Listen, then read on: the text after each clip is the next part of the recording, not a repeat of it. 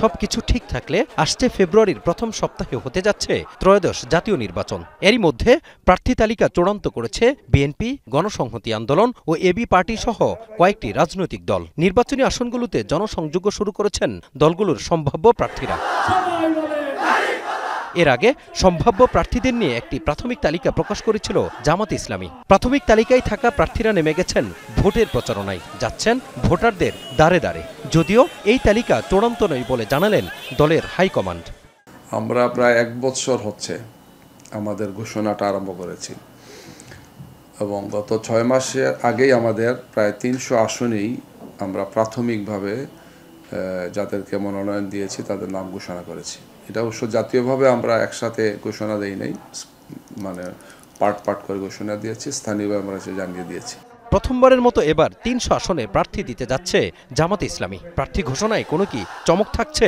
চূড়ান্ত মনোনয়নে কোন বিষয়গুলো প্রাধান্য পাচ্ছে? কিছু গুরুত্বপূর্ণ ব্যক্তি যারা দেশপ্রেমিক এবং দুর্নীতিমুক্ত ভাবে যারা পরিচিত, এই ধরনের বিশিষ্ট ব্যক্তিদেরকেও আমরা আমাদের নির্বাচনের সাথে আমরা সম্পৃক্ত করতে চাচ্ছি আর কি। প্রার্থী মনোনয়নের যে মূলনীতি আমরা করেছি, নাম্বার 1 হচ্ছে যারা জনবান্ধব, যারা সততার প্রশ্নে পজিটিভ ইমেজ, গ্রহণযোগ্যতা এবং শিক্ষিত, অর্থাৎ একজন পার্লামেন্টে রুল করার মতো যারা, তাদের মধ্যে থেকে আমরা প্রার্থী সিলেকশন দিয়েছি। ওনারাও বিভিন্ন ধরনের দায়িত্বে।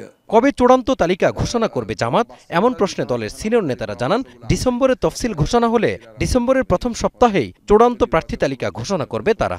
চূড়ান্ত প্রার্থী তালিকা আগামী ডিসেম্বরের মধ্যে আপনারা পেয়ে যাবেন ইনশাআল্লাহ।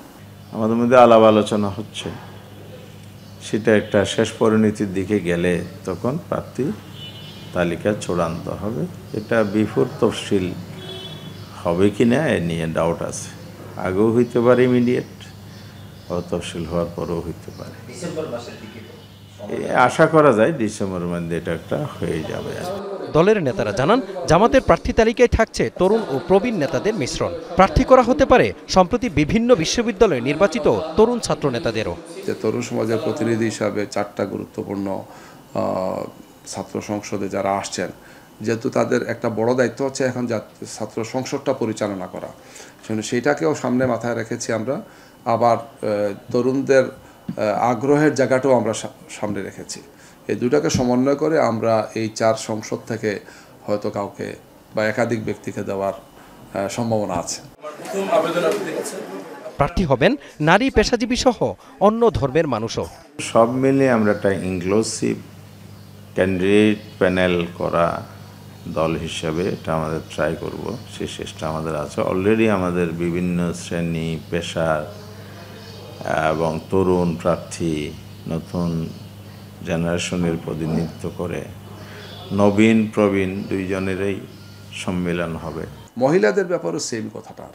তারপর আমরা ভাবছি যে এই ধরনের কোনো পরিবার, ব্যক্তি যদি রাজি হন তাহলে আমরা ফাইনাল তালিকায় এটা দেব। একই কথা অন্যান্য ধর্মের যারা আছেন তাদের ব্যাপার। এদের মধ্যে অনেকেই আমাদের সাথে যোগাযোগ করেছেন, কথা হচ্ছে, তাদের সাথে আলাপ হচ্ছে। আমাদের একটা টিম কাজ করছে এখানে, যে তিনি ইলেকশন যদি করতে চান তাহলে 2ভাবে করতে পারেন। তিনি দাঁড়ালেন, আমরা তাকে সমর্থন দিলাম। তিনি আমাদের দলের নমিনি হলেন, তখন আমাদের প্রতীক নিয়ে করলেন। দুইটাই তো তার অপশন আছে। জামাতের প্রার্থীরা হবেন সব রকমের বিতর্কমুক্ত, জানালেন দলটির নেতারা।